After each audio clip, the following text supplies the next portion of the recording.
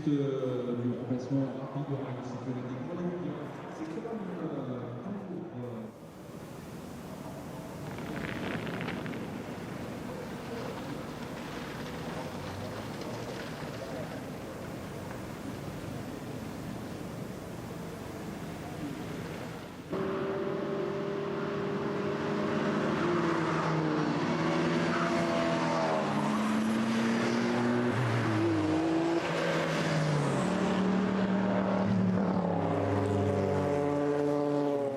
Expertiser la situation, prendre les décisions qui s'imposent, une fois les décisions prises, passer à l'acte les gestes, les faire les attendre pour les remplacer en plus des suppôts. Cela prend du temps, mais que voulez-vous, nous avons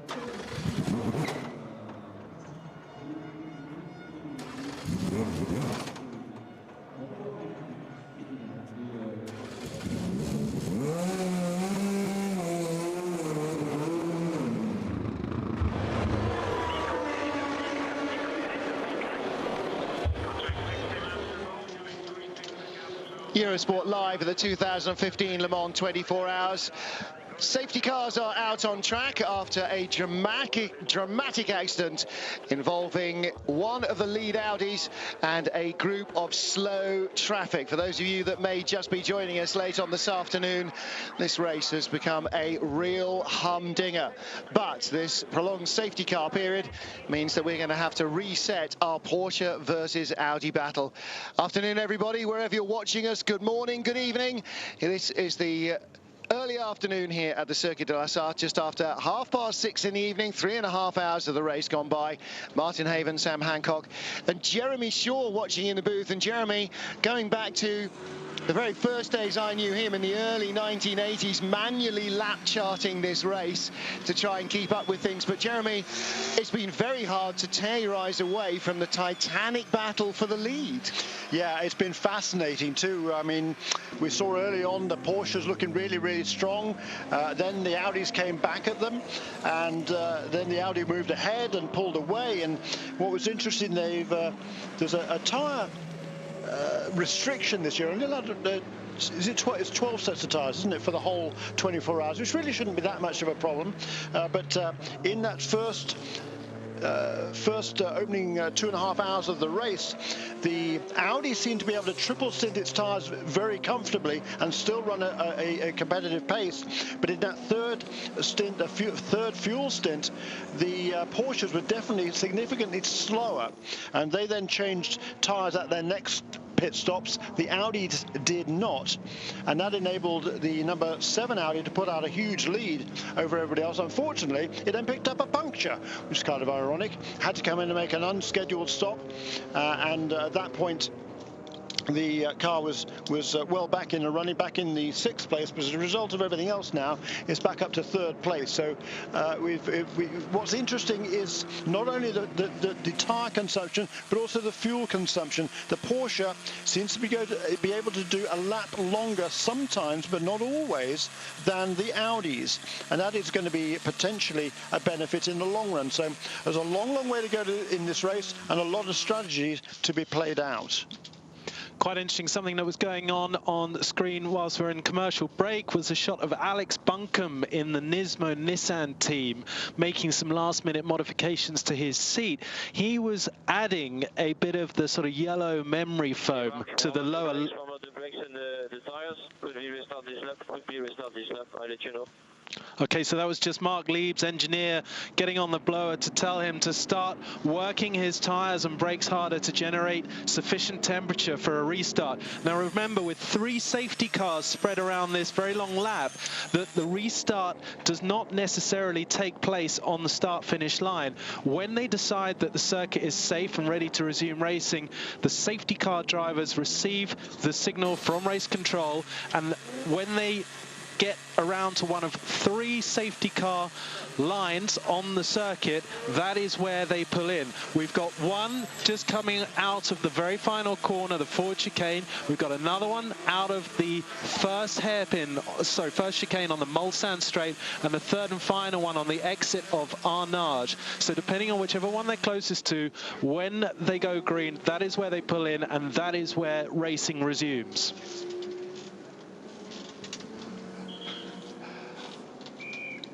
just going back to that point about Alex Bunkum's seat, yeah, he was adding what looked to be a little bit of lumbar support, which is a very unusual thing to be doing at such a late stage. I'd be quite nervous, actually. You know, these seats are molded around the driver's body. They're created by a seat-fitting procedure where, as untechnical as it sounds, you sit on a big black dustbin liner, and in is poured 2 different sort of chemical liquids which react with one another. It gets very warm, and they start to, the liquid expands and slowly starts to solidify into a sort of a foam that forms inside the dustbin liner and pushes up and around your body whilst you're trying to hold yourself in the perfect driving position. They've tested with their seats now. Everything should be done to add something which may, over the course of potentially, 3 hours that he might be driving his next stint, may not quite work. For me, that's a bit of a risk. But having said that, Alex is a skinny bugger, so he might just need a bit of extra padding. You know, and he's not been in the full test program with the car as well, so it might just be now when they're really under the pressure of racing here. Don't forget, almost all of their testing was in the wet at Bowling Green, Kentucky. Cornering, lateral G-forces much lower. Maybe the car now is just really starting to punch the drivers in the kidneys. Now, of course, he's getting in for the first time, so it just might be that he's reacting to what, you know, the other guys that had started the race have told him, and he's trying to work on that. I will try and adjust our TV so it doesn't automatically turn itself off. Oh dear, that's a problem. You continue watching the safety car pictures. Jeremy Shaw. Yes. Do not adjust your set. I'm trying to coordinate guests that we've never met arriving. 53 laps completed now by our race leader, which is Brendan Hartley, the wheel of car number 17, the Porsche 919 hybrid. He is a full... the distance of 1 full safety car, so probably 1.5 miles or so ahead of the second place car. As we've said before, there's 3 safety cars used here on the 8.5 mile Circuit de la Sarthe at Le Mans. So 3 pace cars situated evenly around the racetrack, and behind each of the pace cars will be a line of race cars. And in the intervening period, there's a lot of space, a lot of gap, and the trapped behind the next pace car are numbers 18 Porsche, number 7 and 9 Audi, and then behind the third safety car is the 2 Toyotas, car numbers 1 and 2. So when we get back to green flag racing, there's going to be a big distance between all the leaders, kind of broken up the pack. Please tell your cars to close the gaps.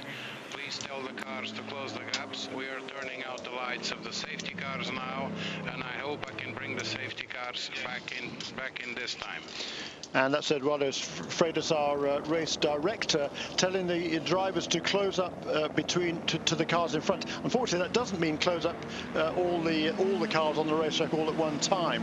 It's just behind each of the pace cars, safety cars. Just as we have a couple of seconds more to wrap this up, we've been talking about perhaps the trigger of the Loic Duval shunt, and very kindly on Twitter I've been sent a video replay with the cars coming head-on towards us, like the shots that we've been seeing, where it clearly shows the green flag being waved by the marshals in the background before the point at which the crash happened. I've now just been sent a freeze frame of the onboard with what is clearly a yellow, one of the electronic yellow flag lights, if you will, that is still active. So what that's making me think is we've got this confusing situation. This is on, I can't quite tell, it's one of the LMP1 cars. That's probably a shot from the Audi, but you can see already in front of him there are cars on the grass in avoidance of other cars, and so he's not the only one who is confused. Is a yellow come on as a result of that, or not? Okay, I don't know. Yeah, with that still, it's very hard to tell. Well, I've watched the replay a few times very slowly and carefully, and I would say that the marshals responded to that accident quickly with bringing out the manual flags. Yes. But I think the yellow lights, which is what that is, were already activated at the same time as there were marshals waving green flags at the earlier post, hence the confusion. Right. Well, the last time we went away from a safety car, let's listen to Porsche's 18 team. Hey, Mark, it could be off anytime. It could be off anytime. Strictly, no, he couldn't. He can only come off at the first chicane, the pit entrance, so the fourth chicane, or at Mulsanne corner. Those are the only three places the safety cars will pull in. We already heard Eduardo Freitas saying he's going to try and bring him in now, and that means we will see the lights go off in the safety cars. What Eduardo's doing now is he's saying to this guy, okay, you're a little bit behind, pick up the pace, because the other guys are closer to their pull-off points than you are. So this safety car will be pulling up. He might be telling one of the other ones to slow down a little bit. What he wants is for them all to pull off the track at the same time. Of course, last time we released, we had 6 cars, including the top 4, right behind the safety car. One pitted just before it pulled in, Tracy Crone, and then the GT car didn't really get in the way. So we had our lead 4 cars, nose to tail to tail to tail to tail.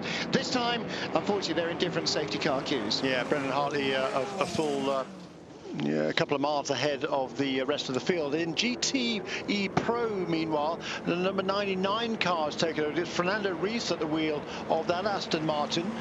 David Rigon in car number 71 here, of course, Ferrari. Darren Turner, number 97, Aston Martin in third place, and Tommy Milner, who was leading prior to this safety car period because he had not yet made a pit stop. He has dropped to the back of that quartet, so he's now fourth, but he is still in the same safety car sequence as those other 3 cars in front of him. In 5th and 6th. When it goes green, KFS, Porsche do not boost between Indy and Arnage. Do not boost between Indy and Arnage. That's interesting. Well, we heard Lena Gage saying exactly the same thing last restart, didn't we? It didn't quite happen. Just very quickly before we get on to that, I was just saying for GTE Pro, the 5th and 6th cars, Giancarlo Fisichella, number 51, of course, of Ferrari, and Michael Christensen, number 91 Porsche. They are another safety car period behind the rest. We're green. Safety cars pulled off. Yellow flags are still out, but they are racing. Yellow flags are pulled back in, but the coordination there on the radio was not good. Green flags now waving, but you saw the safety car pull off there just before the chicane. Yellow flags, yellow slippery surface flags, yellow and red are out, and that's why, because there is oil down everywhere. So dramatic moments once again at the restart. Number 7 in front. Treluet taking full advantage of that restart to leapfrog the Porsches. Brendan Hartley been demoted down Look to at Hartley come with speed though around the outside, but into the second chicane. This is Lieb. This is Lieb. Hartley got demoted right down to 3rd. No, not Hartley. Hartley is way out in front. Sorry, this is the battle for 2nd, 3rd, and 4th. Yep, my mistake. Yeah, easily done, and that's why I hate. And behind that is Felipe Albuquerque in the 9 car. You just saw coming off the turn as well. So the Porsche having a look at the back of the Audi. And this is the fastest part of the track now, running down to Indianapolis, this first unnamed left-hander. Then the big stop at Indianapolis. Now this is where Lena Gage said, don't boost. It's the shortcut between Indy and here, Arnage. This is where she said the Porsches don't boost. Before, earlier in the race, you're correct. But just now she said she said don't boost. She did. Okay, well maybe that's then a reflection of the fact that the Porsches don't boost there. Why don't they boost? Why wouldn't you use the extra power if you can? Because you can't. Because you can't use more power than you're allowed, and clearly they have figured that unless Porsche manually override it, their cruise and lift system will not allow them to boost between those 2 corners. Normally in racing, in normal racing, it would not necessarily be a great place to try and make a pass. You see what it's done though, the Audi is starting to pull away. Well listen, when things quieten down a fraction, going to bring in another guest on there. We've got Chris Hebert behind us, who's won the chief aerodynamicist at Toyota recently. And what we want to do, once we settle down a little and catch our breath, is have a chat about the advances that are being made on these cars. Stop and go penalty being administered for speeding in the pit lane to car number 40. That's the Krone Racing Ligier. So that car with its ARD engine, Judd engine rather, will have to come in and serve a 40-second stop and go. Here we go, guys. We just, Damien Faulkner just showing me on his Twitter, he's been sent a freeze frame. The first one we've seen of clearly both a waved yellow flag by the marshal and flashing yellow light right under the 200-meter board on the run into Indianapolis. So there was clearly confusion that caused that problem. We've got another safety. Oh, That's a replay. You saw the white lines across the track. It should have been green there. It was green here, but we saw yellow flags out at the straight ahead shot. So did somebody pass? Yeah, you're not allowed to pass. Porsche pass? Yeah, you're not allowed to pass before those lines. We have another yellow flag zone. There's another incident on the track. Zone 26 is down at Arnage. As expected, the rhythm so far is very high, and we saw quite a lot of incidents so far. What is your opinion about the beginning of this race? I mean, for us, for all the three Porsches, it's been going very well so far. We're surprised at how fast the race pace is. The track is really coming to us. And it's clear that there's a big fight between the three Porsches, the three Audis, and clearly the two Toyotas are not far behind either. So, you know, I hope that there's cars left in it for the full race towards the end, and that we're all still fighting and there's a big battle. It makes it a really good race. Unfortunately, the strategy didn't quite play out for us in the 19 car with that last safety car period. We had to pit for fuel, at which point we decided it's best to take tyres, take a driver, reset the driving time again, in the hope that we can, you know, we can really maximise the driving time on one set of tyres. With the incident the puncture of car number 7, I mean, does it change your plan for the next few hours? Honestly, no. We know what our aims are, and yes, we keep an eye on the competition, but realistically, we just have to try and drive around and save the car for tomorrow. The points and the prizes are awarded tomorrow, of course. You know, it's an old saying, but really, we just need to do our own thing, concentrate on what we're doing. As long as we do the best that we can, we can't ask for any more. If other cars are faster than us, if other people do a better strategy, then that's you know, that's the way the race will do. Hopefully, it's our car that's the fastest and has the best strategy. We can end up racing the guys tomorrow for the win. Thank you. Well, Jeremy Shaw, fantastic GT racing battle. Aston Martin and Corvette side by side. The sole Corvette, let's not forget. But this is the battle. I mean, this is 1, 2, 3, and 4. The battle for the lead in GTA Pro, and the straight line speed there of the Corvette coming into the first of the chicanes. Boy, that was prodigious, wasn't it? And in the middle, it goes from 4th to 1st. And in the middle, the Paul Murphy's prototype, Karun Chandok, just getting carved up by these GT cars. Look how long it takes to overhaul even one of them. He's not going to get round the outside of that Corvette as well. So the Corvette is the car. Davide Rigon, who was in the lead at the beginning of the lap, is down to 3rd, and Tommy Milner in that Fernando Corvette. Reis was leading it. Oh, what? Okay. Well, Davide Rigon shown in front of the timing screen, so he got bumped as well. Tommy Milner soaring to the front of those. 18 car is on pit road. This is Mark Liebin from 4th place. 1 minute stop and go penalty for car 45 crossing pit lane exiting the white line, but we don't have anything about jump starts at the restart. So again, regular service. Fuel was just down in Toyota, incidentally, after they made their first tyre stop. Their first after 3 stints, and that is going to be a bare minimum that all the teams will have to do.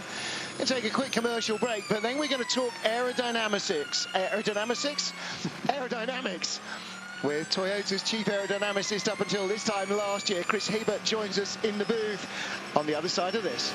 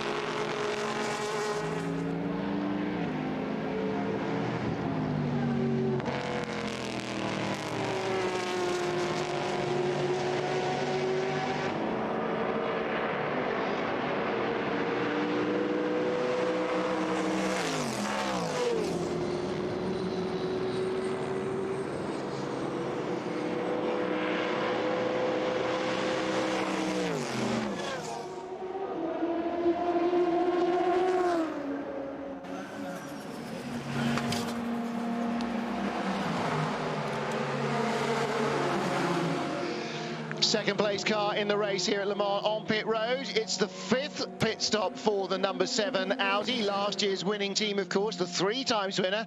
Pedrolier had a puncture just after he had had a previous stop. All the Audis triple stinting. And in fact, everybody triple stinting their tyres. Quad stinting may well be the routine as the temperatures drop. You see they had tyres ready just in case. I wonder whether they were getting a slight worry about understeer or pickup vibration. Race leader still owes us a pit stop. That'll be Brendan Hartley in the number 17 Porsche.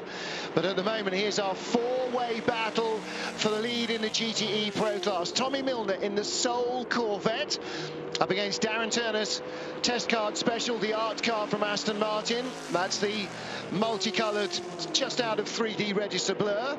Sweeping down through this battle comes the Rebellion that was in a crash earlier on. Third car in your shot is the multicoloured Ferrari, the AF Corsa car of Davide Rigon. Was that Tommy Milner or Darren Turner taking out a green bollard as he pinched an extra inch at Mulsanne corner? Fernando Rees, the 4th car, that was your pole sitter, the red and yellow Aston Martin. And that was the leader early in the race. Fernando lost about 4 car lengths at the Dunlop chicane at the beginning of this lap, got in far too deep under braking, had to turn too tight, couldn't chase the throttle, but he is still in this queue because he's getting a triple toe all the way down the straight. Well, kind of wait for our race leader to come in. He should be on his way to the pits at the end of this lap. And then we're going to talk aerodynamics with the man who's responsible for a lot of the way that the Toyota looks in LMP1, guys, and try and figure out exactly, if we have the faintest clue, what it is we're trying to talk to you about and how things have maybe moved on in the last 24 months, because not just the prototypes, but the GT cars seem pretty advanced in the way that they're moving through the air now. Look at the top speeds on both cars, 266, 267. And the leader is on pit road. Thank you, Brendan Hartley. Comes in for pit stop number 4. And that is the end of lap 57 for the number 17 Porsche. Now, Porsche using pictures of the winning car from 1970, which was red and white, to suggest that this livery is a kind of replica. It's red and white, but other than that, it doesn't look an awful lot like the car. No, not a lot of similarities are there at all. And Brendan Hartley wasn't really going particularly quickly. 3 minutes 26 last time around. The splits on his way in weren't desperately fast either. But he's now going to rejoin, and that was a fuel only stop? Was it? Yeah, I think so. Yeah, I think it was. Yeah. So your GT lead battle is now 2 and 2. You see the Rebellion has barely escaped. It's still in front. these GT cars motor down the straight, which is a good opportunity to bring in a man who knows how to cut through the air. Chris Hebert, welcome to Eurosport. Listen, what can you do as a P-car designer to try and make it easier to get by this huge pack of fast-moving GTs? Well, I think for the LMP1s, it's not so hard. They've got enormous power. They've got enormous hybrid capacity, and they just take them straight on the exit. They can do 340 kilometers an hour at the end of the straight. For the LMP2s, it's far, far harder because their top speeds are not that different.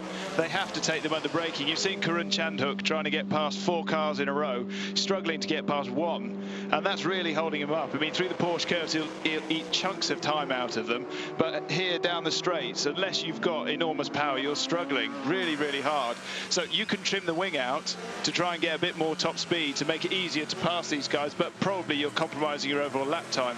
And what you're looking for at the end of the day is to get to 24 hours having done the greatest distance possible, which is an enormous compromise between what you can do on an individual lap, but also what you can do with traffic. It's such a feature of endurance racing, the traffic, that you don't see in other categories.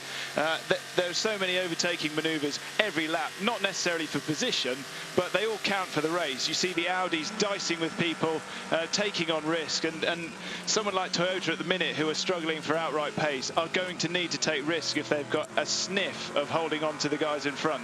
So when you're sitting at your, I was going to say drawing board, that's rather more of a reflection of my age than yours. When you're sitting at your system trying to design a car, dare you actually design a car in clear airflow? Because when do you ever have clean airflow around here? Is there any way that you can just simulate permanent turbulence in front of you and come up with a better solution for that? No, we're definitely designing clean airflow. We definitely design a car that should be as quick as possible in the performance envelope we think it's going to see. Now, for the LMP1s, yes, we spend time behind people, but not that much. We're blasting past them out of the corners because of the hybrid technology, and then we've also got the top speed to take to the end of the straight, far better brakes. LMP1s, it was more relatively simple. What you're doing is focusing on trying to make the fastest car to take on, or for our case, take on the might of Porsche and Audi. So what's the deal? I mean, where is the balance between low drag, which you have to have for high speed, and downforce, which you have to have for corners, some of which are very high speed, some of which, like Arnage here, are very slow? Is it just intuition and experience that lends you that kind of balance, or is that more from racing and testing? No, intuition and experience are probably something from maybe 20 years ago. Now, there's a huge amount of simulation capacity goes into trying to guide how you would develop your car and what targets you will set. So in the wind tunnel, where we do, let's say, the majority of our measurement and development is guided by CFD, computational fluid dynamics, to give you ideas, to try things out, but most of it's in the wind tunnel. You have some very specific targets in terms of drag and downforce and the ratio of those two that you will try and develop at. And if you beat the ratio, in layman's terms, you get a big thumbs up from the system. And if you don't beat that ratio with the configuration that you've tried in the wind tunnel, you get a big thumbs down, and you don't go that direction. So in determining that ratio, there's a lot of simulation goes on. If you had a circuit that was 2 10-kilometer straights with a hairpin bend at each end, you wouldn't care about the downforce at all. If you went to a prime example of an absolute downforce is Sector 2 at Hungary. If you're quick in Sector 2 at Hungary, you've got loads of downforce and you don't care about the drag because you're averaging 160 kilometers an hour. Now, everywhere else is somewhere in between. And so everywhere else is somewhere between absolute downforce and absolute minimum drag. Now, this circuit here is very, very specific. It's hugely biased towards the minimum drag end of the spectrum. You spend more time at full throttle around here than you do at Monza. Chris Hebert, former aerodynamicist from Toyota, will be back in a...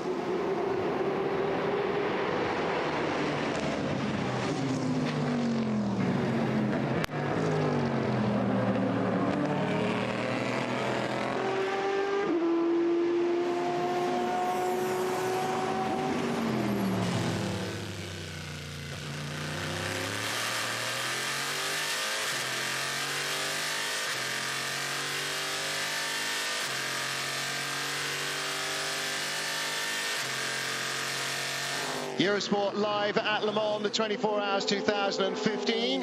GT battle continues, but take a look at this earlier in the lap, just as you left us. Little lock-up from Tommy Milner.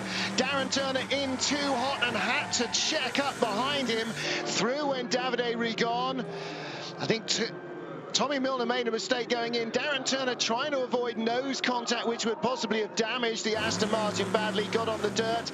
And look at this, the 19 Porsche, Earl Bamber. Bamber, you bad boy, eases the SMP Racing Ferrari, their AM-class car, out onto the dirt in the Porsche curbs. And again, Jeremy Shaw, indication of just how little room there is for error anywhere in any class. Yeah, that 72 car, Vitor Scheitar at the wheel of the car, that is leading now in GTE AM, and you know, we could certainly argue that he should have been looking a bit more in his mirrors, because the Porsche was coming very, very quickly, and you know, I think there was plenty of room there to go too wide. As Jochen Mass said after having a monster accident falling over a tiger in the 1,000 kilometres at Brands Hatch many years ago, it is the duty of the faster car to get past safely. It is the duty of the slower car to stay on the racing line. If you meander, all bets are off. Yeah, but there are certainly mitigating circumstances there. Let me just say, we saw the Brendan Hartley make a pit stop a little while ago. He was able to make that stop 3 laps ago now, was able to resume still in the lead ahead of Felipe Albuquerque. About 11 seconds between those two, but Albuquerque is going very, very quickly. Both he and Breno Trulli, the two Audis, number 9 and the number 7, they're separated by about 30 seconds on the racetrack, but they're both turning last time around 3-minute 20s. Brendan Hartley on his first flying lap out of the pits was a 3:24. 4 hours into the 24 Hours Le Mans 2015, and you can see our overall classification. The 21 and 22 Nissans working their way through the LMP2 field, but the number 23 car started a long way back from the pit lane and a long way back in the race. We've had a couple of crashes, a couple of fires, and mechanical carnage as well, slowing cars down. So far, though, the marker of doom has remained sheathed. No official notifications of abandon, or retirements, as they're called in French here. This is your race leader, Brendan Hartley, by 12 seconds from Felipe Albuquerque. Benoit Trellier in the number 7 Audi in 3rd place. He's a further 37 seconds behind his Portuguese teammate.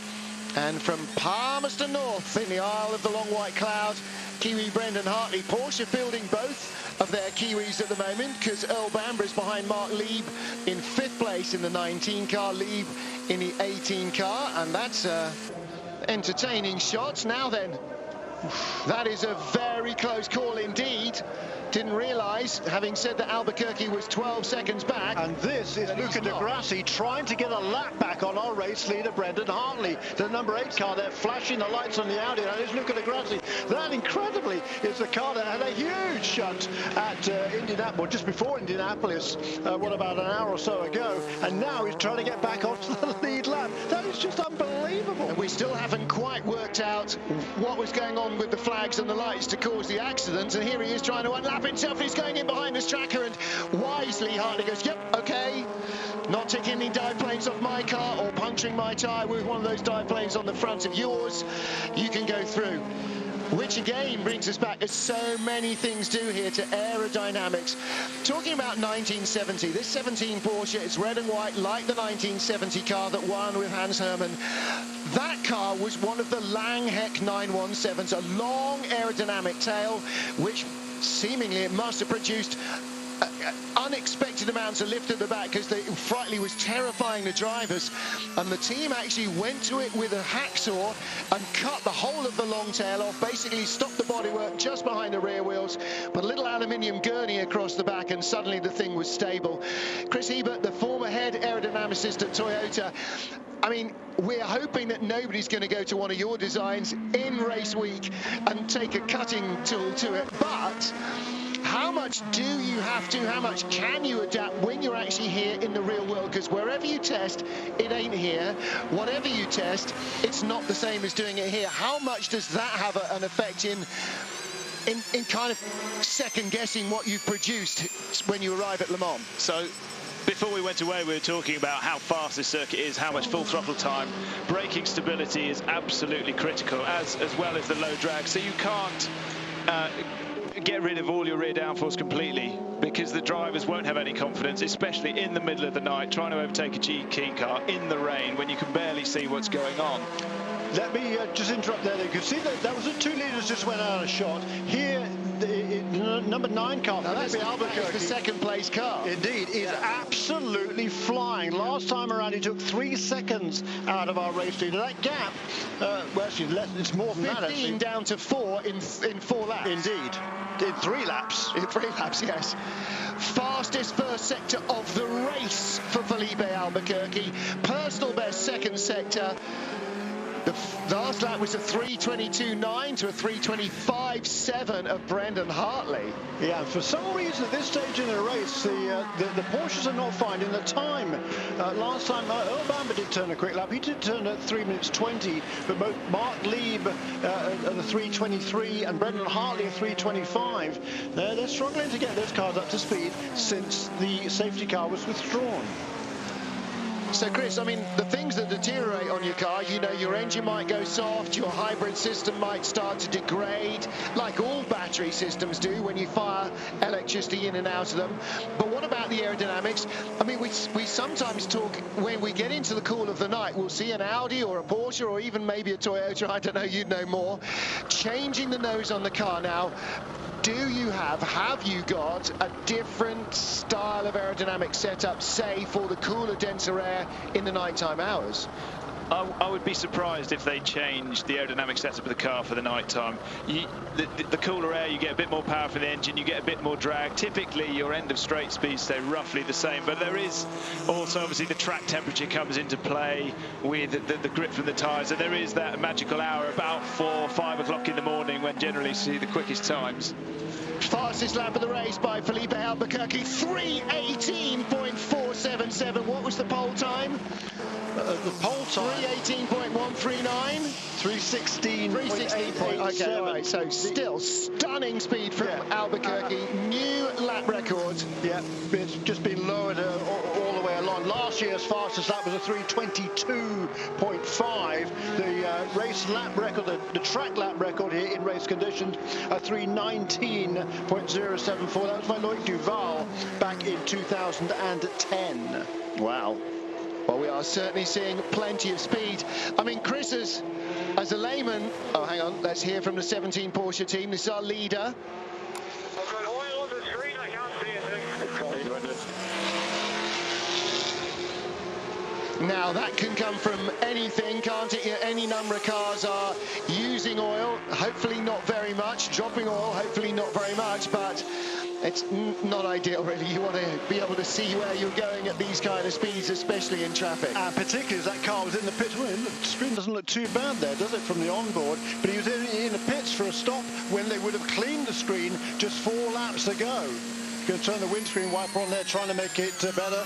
Oh, look at the smearing, though. Don't forget, our camera's on the right. Yeah. That's the passenger seat. He's right. He can't see a damn thing through that left-hand screen. And the driver will be barely looking over that dashboard either. He won't be as high, his eye line, as this. This will be sort of nearly where the top of his camera, his helmet is, where our camera is mounted. So, Chris, again, you know, go back to what you think, what you test, and so on. You come here. I mean, we famously think of the shark-mouthed Audi, the wide-mouthed Audi that came here and found that all the sand was getting stuck in the radiator grills and the thing overheated horrendously, and they had just a shocking year, because testing at Paul Ricard, you don't get that. Testing at any test track, you don't get what you get here because of the public road, because of the sandy soil and the nature of this. So how much do you have to react to the track rather than, you know, stick to what you bring? So things like that, you definitely have to react when you're here. For instance, we've had some issues with tyre marbles, rubber sticking to the front of the car. In your splitter, where you've got elements that are only separated by a small slot gap, the rubber gets stuck in there and starts to destroy the front aerodynamics. So there are definitely things like that, and you'll see grills over the front of brake ducts to stop ingress. You'll have catch nets in front of your radiators to stop them getting clogged up. Cooling is critical, especially not just on the engine side, but the hybrid side, absolutely critical. And of course, what we're seeing happening now is the ultimate worst nightmare for an aerodynamicist. Your car is right behind the race leader, not actually your car, but when your car is right behind the race leader, as Felipe Albuquerque is now behind Brendan Hartley, he's in filthy dirty air, none of the laminar airflow that the wings are designed to capitalise on, none of that solid downforce, it's all turbulent and bubbly. You know what happens when your plane flies through that when you're in an aircraft. And it's the same deal again, he goes faster, 3:17.6, another new lap record from Felipe Albuquerque. Somebody has lit the afterburners under him, Jeremy Shaw. 0.8 of a second quicker than his previous track record on the last lap around. Unbelievable. Felipe Albuquerque, the Portuguese, absolutely flying. And Brendan Hartley, boy, what's going to be going through his mind right now? Well, Chris, how much is this Audi going to get sucked up behind the Porsche? How much on the straights is the toe going to allow him to close? So the closer you get, the more toe you get. But if he's right up behind him, he'll be experiencing 20-30% less drag than he would ordinarily do, and he will close up at him very, very fast. I mean, at the minute he's absolutely flying, and it's just staggering to see these lap times compared to where they were last year. Absolutely staggering. And that is not a massive aerodynamic step forward. We haven't discovered ground effect or invisibilitis or something. This is all engine and hybrid power that's moving them on, and there they are catching up now behind one of the BR01s, one of the new coupes. Yellow flags out at zone 30. That's right at the end of the lap. Is he going to make a move here, Felipe Albuquerque? I tell you, we had a tweet a little while ago from Roy Fully saying Audi easily matching Porsche race pace and seem quicker than when they need to be. Sandbagging in qualifying, he asks. No, I don't think they were sandbagging in qualifying, but they were just concentrating on their race configuration. Yeah. They knew the speed was there. It wasn't a question necessarily of not showing it. It was just making sure they knew exactly where they were, and they knew they could go faster in the race. Well, one thing, Chris, and Jeremy, that the last 15 years have taught us is you don't win Le Mans against Porsche, against Audi, by out-qualifying them. You only win Le Mans against Audi by out-racing them, out-thinking them, out-strategizing them, out-everythinging them, and actually out-lucking them as well, because without that little rub of the green, I don't care how quick your car is, you ain't going to win here. You've got to beat the racetrack for 24 hours first. Absolutely. I mean, it's utterly comprehensive test of man, machine, and also the teamwork. People probably don't realise watching on TV the number of people that will be in that garage back in the factory who've contributed to this overall performance. And as Toyota, it was incredibly, incredibly hard to beat Audi. Now, we did it last year in terms of the World Endurance Championship, and right from the off in 2012 when we entered, we could beat them in sprint races. But doing it here at Le Mans, honestly, we're in France, but it seems to be Audi home ground. Well, you're looking here at the two manufacturers that have got the greatest success in this 24-hour race. Historically, of course, Porsche with 16 wins. Audi peels off. Albuquerque was running on fumes. 3:17.647 the last time round. He comes in from literally under the rear bumper of Brendan Hartley's car. Not that they literally have a rear bumper, but all over him. And Hartley, of course, had stopped a couple of laps later, 3-4 laps later, I think maybe even than Albuquerque, and so he will have had 2 or 3 laps of extra fuel on board. However, Albuquerque certainly forced Hartley to up the pace. Now again, you know, part of the equation when you're packaging aerodynamics is you've got to make the car as invisible to air as possible. Here they go through the end of the Porsche curves, but the Porsche wisely staying out of the way. The AAI car obviously clearly got a glance in the mirror what was coming and decided that runoff area was the better part of valor. Well, Jordan Taylor down in the pits. We're looking at the race leader in the GTE Pro class, his teammate Tommy Milner. Let's get down to Corvette and hear from Jordan. Jordan Taylor, there's an incredible battle going on right now between the Corvette and the Aston Martin out there on the circuit. Tommy Milner's doing an incredible job. Just tell us a bit more about it. Yeah, I mean, it's been a good race from the start. I mean, Ollie had a good battle with Stanaway and Collado, I think, and now finally battle with Turner and Reese and David, I think. And I mean, you can see the differences in kind of aero setups. I think you can see we've got a bit of a straight line speed advantage. They've got a small advantage on us in the force curve. So I think we trimmed out a little bit more than them, hoping that the track will grip up throughout the race and the track will kind of develop in our favor. So it's looking good so far. I think if we have track position it's tough for them to pass us, so when we're out front, I think we're happy. And obviously it's very heartbreaking to lose the second car, so how much more does it mean to you now to be on that top step of the podium with just one car left for Corvette?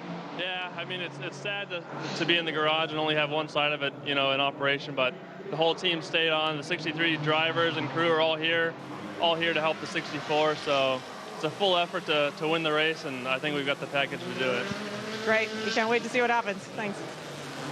Well, Chris Hebert from Toyota, we were talking team numbers. You know, the driver always is the tip of the iceberg. The crew you see on pit road, even the Dr. Aldshirs, the Pascal Vassalons, you know, they're just the guys that kind of provide the direction and quite often go to the board and argue for the funding.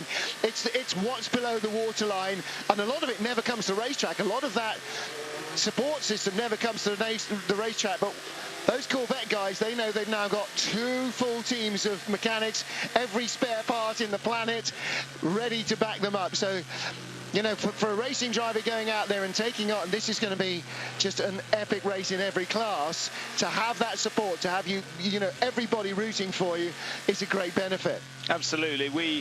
We experienced it to the full towards the end of, I think it was the 2013 race. Nico Lapierre was in third. An Audi had problems, caught him up, overtook him, and he was trying to make up lost time. There was a rain shower in the Porsche curve, and he stuffed it into the wall. And at that, everybody was crestfallen. The front was off the car. It was beached in the gravel. And then next thing you know, he's out of the car. He's pulling the front off. He's trying to get it going back forward, getting out of the gravel trap, getting back to the pits with 45 minutes remaining. Both car crews jumped on it, fixed it, sent it back out. And there were a few that, well, there weren't many dry eyes left in the pit box, and that was kind of the whole spirit of the race. Okay, we weren't going to win, we weren't going to challenge for honours, we weren't even going to get anywhere near a podium, but to get the car to the finish over the line was a heroic effort from everybody, and I think everybody up and down the pit lane feels it at some time, feels wronged by a safety car, feels wronged by coming into contact with a GT car, but everybody experiences it, and that's the difficulty of this race compared to class racing, Formula 1 racing. You've got to do it for 24 hours. There are so many more factors that come into play. It's brilliant to watch and excellent to be involved in, and that's why the manufacturers are coming back in.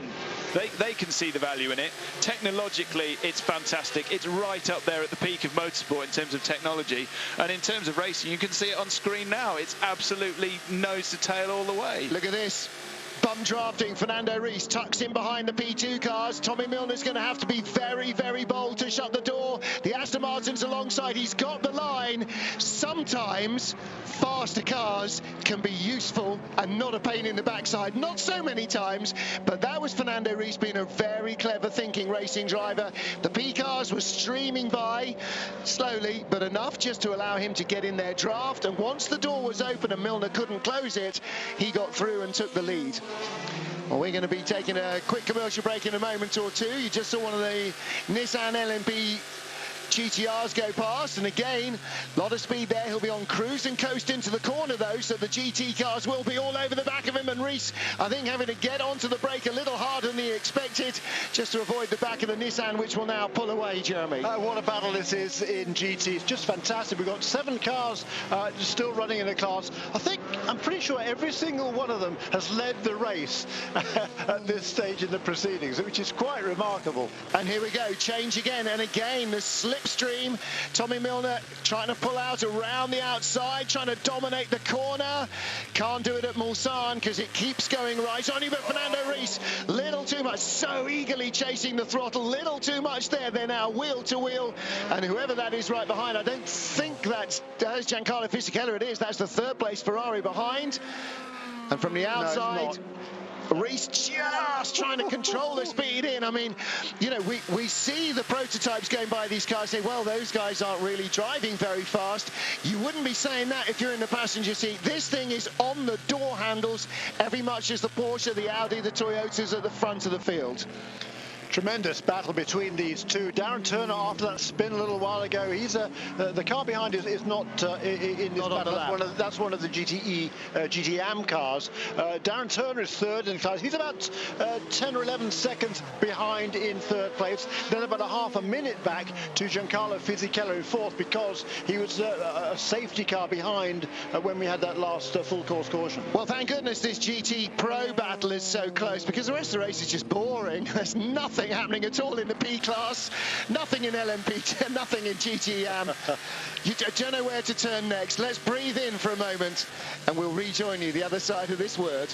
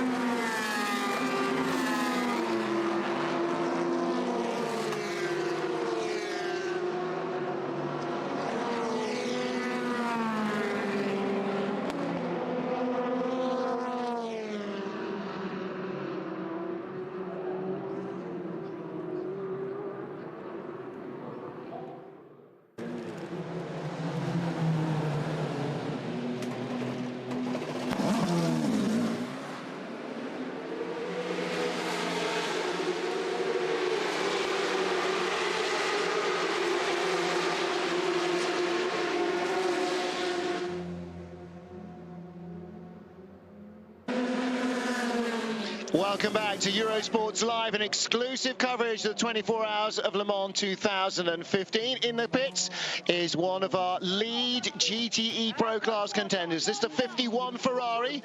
Well, this is an Italian-made pit stop, isn't it? I'm not sure I've heard a pit stop where there's been shouting on pit road for a while. That's the 51 car. Giancarlo Fisichella brought it in. It's already been tagged at the rear, and it's a bit of a gaffer tape special. There seems to be a little bit more than a wheel going on that right rear. Seems to be rather too many people working on the car as well. You're only allowed 2 men working on the car in pit road, and there seem to be at least 2 under that wheel arch and a few more around the car, so they might be in trouble. Meanwhile, this is the number 9 Audi. Felipe Albuquerque fresh out from the pits with Mark Lieb's 18 Porsche behind, trying to take third away from him.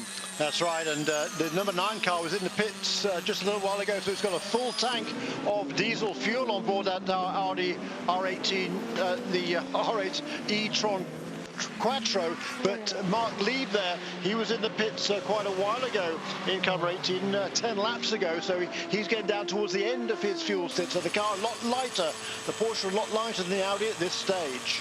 Well, we're 3 and nearly a half hours into the race. So we are still in the middle of the stints for these drivers. The lead drivers or the starting drivers triple stinted. These guys will triple stint as well. So these individual battles between the drivers will rage on.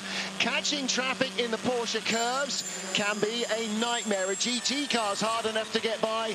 An LMP2 car, very hard indeed. That was one of the Oak Racing cars. Didn't identify which one of their coupes it was, the hyper sexy Ligier coupe. So let's talk to Toyota head aerodynamicist Chris Hebert as well. What about LMP2? You know, we're seeing that the rules are now bringing in these new coupes. I mean, you look at that Ligier, especially the oak car, because it really highlights the high nose, low wing kind of Formula One look to the car, and they are aping everything that they are seeing in the LMP1 cars, right? That's right. I mean, going towards a coupe was something we looked at very early on at Toyota. And let's just qualify things. I'm not currently the head of aerodynamics at Toyota. Exactly. I was up to a year ago. So it was something we considered very early on, open or closed, and it was immediately apparent to us from an aerodynamic point of view, for a circuit like this, low drag, closed car, easy decision. As for the high nose, getting maximum performance out the splitter, getting maximum performance out of your front aerodynamics is critical to these cars, and obviously for their development they found raising the nose, clearing out everything you can out of the way of the splitter unencumbered to give it maximum chance of performing is the way they've gone. So what you've done in LMP1, which is, you know, the same sort of reasoning that Formula One cars have high noses to allow the front wing to work properly, that's now knocked on into LMP2 and clearly into LMP3 as well, because you look at Ligier's LMP3 car and it looks to all the world exactly the same. So, you know, everything that you're doing now, everything that you've done in the last 5 or 10 years is not exactly dripping down. You know, you do it and you know somebody's already going back to their CAD/CAM system to figure out what it is that you've done to see if they can make their nose look like that next race, or at the very least next year. Well, that's right, it absolutely floods down. Yeah. we spend a certain amount of our time thinking up new ideas of our own, and we spend a certain amount of our time looking at what everyone else is doing. So, oh, have they thought of something we haven't? So that you take cues from yourself, you take cues from other people, and it would be foolish to think that they haven't thought about it, they haven't done something correctly, they haven't developed something you haven't thought of, so you give it a go and you try it. To be fair, Toyota was slightly different to the others in that we didn't run a completely open nose, certainly not here at Le Mans. For the high downforce we did, typically we found that for these kind of configuration, we ran a closed nose, more traditional LMP1 style, and you'll see this year, actually they've gone back to something that's a sort of halfway house. It's mostly closed, but there is a slot there for the front splitter to work. So horses for courses, people have looked at it different ways, and actually maybe there's not so much in it, given that Toyota has gone from one configuration to another, searching for that optimum. Yeah. I mean, someone obviously is clearly doing things completely differently in Nissan. Well, yes. I mean, they've essentially got the plans around the wrong way. They've got a tub, a carbon tub, then they've got an engine bolted to the back of that, and then they've got a gearbox bolted to the back of the engine, same as all the other prototypes, except the tub is now facing the wrong way, so the engine is in front of the driver and the gearbox is in front of that, driving not the rear wheels like it would be in a Toyota or Audi or a Porsche or any of the LMP2 cars, but driving the front wheels. Now, Ben Bowlby's very convincing about why this should work, and it's about aerodynamic centre of pressure, a lot of it, and about where the weight is on a racing car. As an aerodynamicist, have you ever explored or thought of exploring sticking all the grubby bits in front of the driver for any reason at all? So, from the Toyota point of view, our solution was much more conventional. Yeah. Much more conventional. Engine at the back, driving the rear wheels, and then we had introduced a hybrid system at the front later on. Now, from the aerodynamic point of view, we hated having that front hybrid system, because someone's gone and put a motor and a diff right in the way that we don't want it, right behind the splitter, and struggling to make it work. Nissan have gone down completely the other route and said, well, we think we'll struggle to take on the big boys doing the same as what they've done.